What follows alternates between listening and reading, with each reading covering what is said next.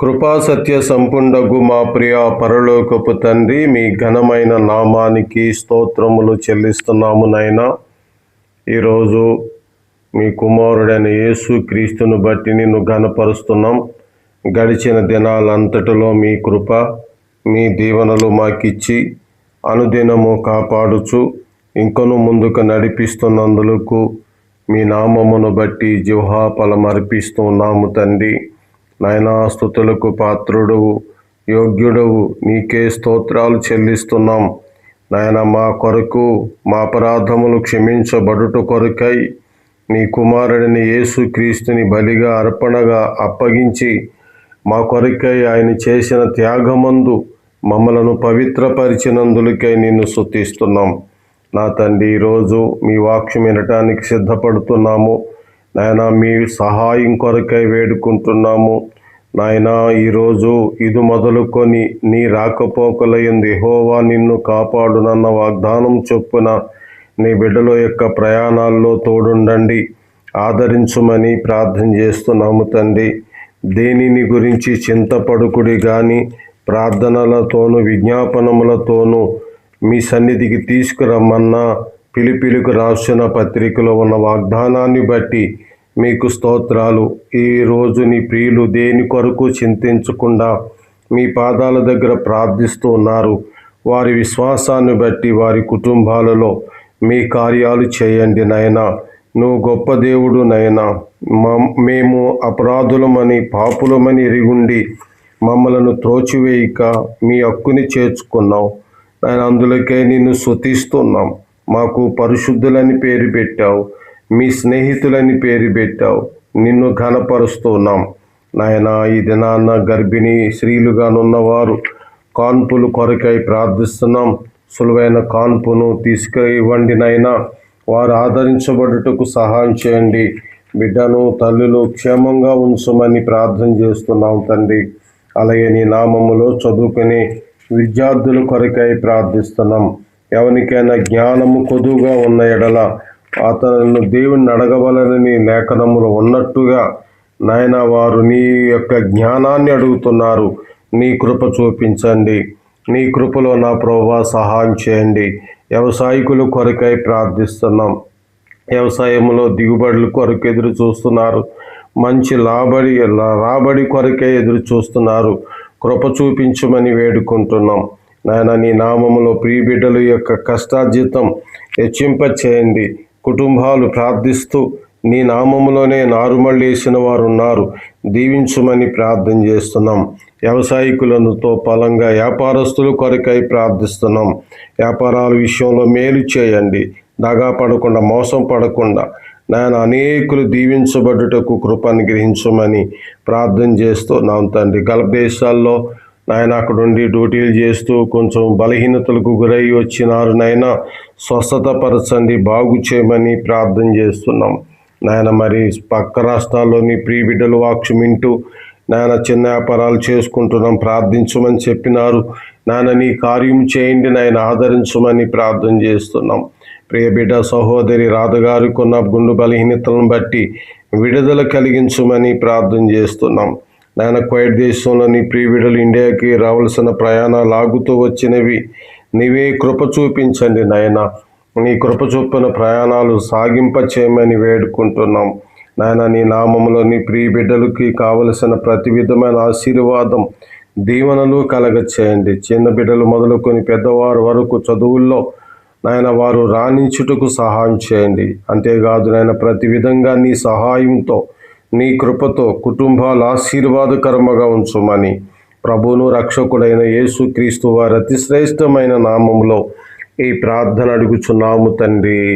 ఆమేన్. ప్రభునందు ప్రియులారా, ప్రభువైన యేసుక్రీస్తు నామములో నా ప్రేమపూర్వకమైన శుభాలు, వందనాలు తెలియజేస్తూ ఉన్నానండి. మనం ఇంతవరకు ప్రార్థించుకున్నాం. దేవుడు గొప్పవాడు, ఆయనకు అసాధ్యమైనది ఏదీ లేదు, సమస్తమును చేయగలుగుతాడు. ఆయనకి ఇంకా మీరు ప్రార్థించండి, మేలులు అనేకమైనవి ఆయన చేస్తాడు. ముఖ్యంగా మీరు ఇంకనూ పాపం ఒప్పుకొనని వారైతే మీరు ప్రభువైన యేసుక్రీస్తు ఎదుట మీ పాపములు ఒప్పుకొని పరిశుద్ధులు కావాలని కోరుతున్నాం. అనేకులు ఇంకా రక్షింపబడాలి. ఎవరైతే రక్షణ పొందుకుంటారో వారు ఆయన నీతిని, రాజ్యాన్ని వెతికినట్లయితే సమస్తమును అనుగ్రహించి దేవుడై ఉన్నాడు. ఆయనకే స్తోత్రము కలుగును గాక. మీ కుటుంబాలు దీవించబడును గాక. హెబ్రీయులకు రాసిన పత్రిక 10వ అధ్యాయము 6 నుండి మనము కొన్ని వచనాలు చదువుకుందాం. పూర్ణ హోమములను, పాప పరిహారార్థ బలులను నీకిష్టమైనవి కావు. అప్పుడు నేను గ్రంథపు చుట్టలో నన్ను గురించి వ్రాయబడిన ప్రకారం, దేవా, నీ చిత్తము నెరవేర్చుటకు ఇదిగో నేను వచ్చి ఉన్నంటిని. బలులు, అర్పణలు, పూర్ణ హోమములు, పాప పరిహారార్థ బలులను నీవు కోరలేదనియు అవి నీకిష్టమైనవి కావనియు పైన చెప్పిన తరువాత ఆయన, నీ చిత్తము నెరవేర్చుటకు ఇదిగో నేను వచ్చి ఉన్నానని చెప్పుచున్నాడు.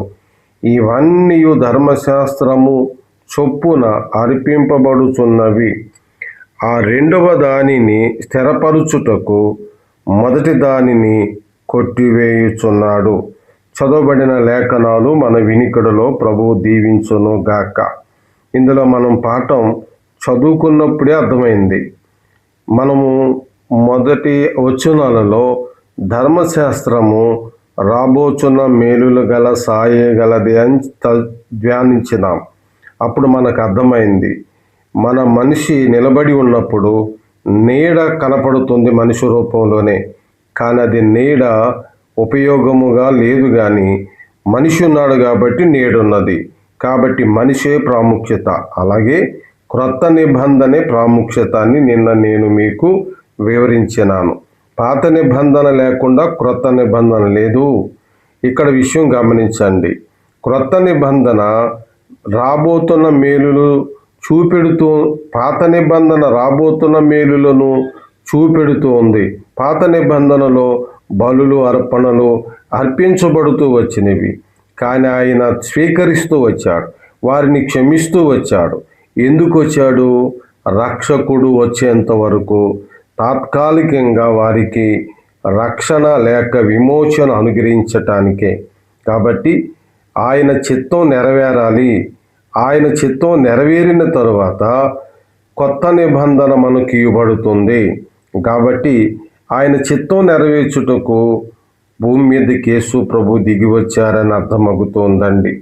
కాబట్టి అలా చెప్పిన తరువాత, ఇదిగో నీ చిత్తము నెరవేర్చుటకు వచ్చి ఉన్నానని చెప్పుచున్నాడు. కాబట్టి ఇవన్నీ ధర్మశాస్త్రం చొప్పున అర్పింపబడుచున్నవి.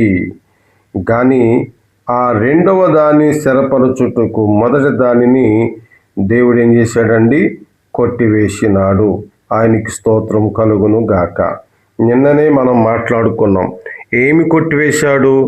బలులు, అర్పణలు, హోమములు కొట్టివేశాడే తప్ప మరి ధర్మశాస్త్రము నుండి వచ్చినటువంటి నీతి వాక్యాలు, ఆదరణ కలిగిన మాటలు, వాగ్దానములు నేడు కూడా అమలుగా ఉన్నవని మీకు నేను తెలియజేస్తూ ఉన్నాను. చూడండి 10వ వచనం. అయితే యేసుక్రీస్తు యొక్క శరీరము ఒక్కసారియే అర్పించబడుట చేత ఆ చిత్తమును బట్టి మనము పరిశుద్ధపరచబడి ఉన్నాము. ఆయనకి స్తోత్రము కలుగును గాక. మన పాపములు ఎత్తివేయబడ్డాయి, మన దోషములు ఎత్తివేయబడ్డాయి, మన మీద మోపబడిన నరక శిక్ష తొలగించబడింది. కాబట్టి మనం ఇప్పుడు పరిశుద్ధపరచబడి ఉన్నాము. కాబట్టి పాత నిబంధన భక్తులు సారిసారిగా బలులు అర్పిస్తూ వచ్చిన వారి మనస్సాక్షికి పాప జ్ఞప్తికి ఇంకనూ వస్తూనే ఉంది. కానీ యేసుక్రీస్తు యొక్క బలి శాశ్వతంగా పాప నివారణ చేయబడింది. కాబట్టి మాటికి బలులర్పించినట్లుగా యేసుక్రీస్తు శరీరము అర్పించబడలేదు. ఒకే ఒక పర్యాయము ఆ శరీరము అర్పించబడింది. ఆ విషయాన్నే పౌలు ఇక్కడ తేటగా తెలియజేస్తూ వచ్చాడు. కాబట్టి 6 నుండి 10 వచనాలలో యేసుక్రీస్తు యొక్క శరీరము అర్పించబడుటను బట్టి మనము పరిశుద్ధపరచబడ్డాం. ప్రియులారా, మీరు పరిశుద్ధపరచబడండి. మీ కుటుంబాలు దీవెనకరముగా, ఆశీర్వాదకరముగా ఉంటాయి. మరి వచ్చుచున్నవాడు ఆలస్యము చేయక వచ్చు దినములలో ఉన్నాం. ఆయన ఎదుట నీతిమంతుడిగా ఉన్నవారిని బట్టి ఆయన సంతోషించువాడుగా ఉన్నాడు. కాబట్టి ఇదే మిక్కిలి అనుకూలమైన సమయము, ఇదే రక్షణ దినం. ఈ దినమందే విశ్వసించండి, మీ కుటుంబాలను కట్టుకోండి, రాబోతున్న నరకాగ్ని తప్పించుకోండి. ప్రభు మనలను, మన కుటుంబములను తన ఉన్నతమైన మహాకృపలో నిండుగా కాపాడునుగాక. ఆమేన్.